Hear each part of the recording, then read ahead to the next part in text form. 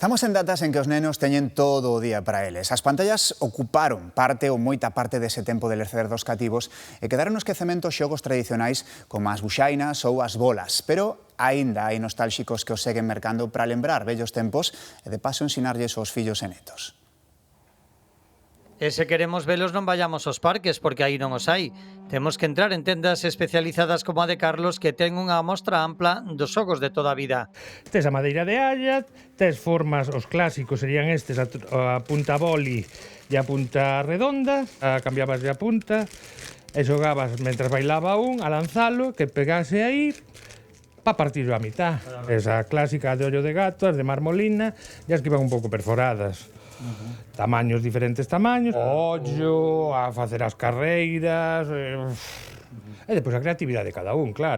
A clientela conforman agora a vos que queren agasallar os netos, mestres que queren que os alumnos se afasten das pantallas ou colectivos que promoven a cultura do xogo popular.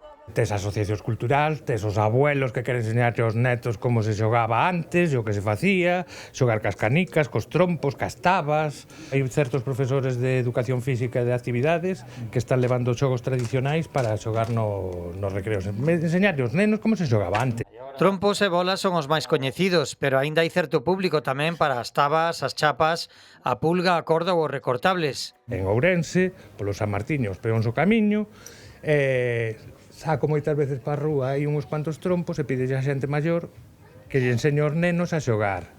E as caras de felicidade dos grandes e dos pequenos non te podes imaginar. Despois de tanto tempo, custa recuperar a habilidade de lear ben a baraza para facer bailar con xeito a buxaina. Ca corda,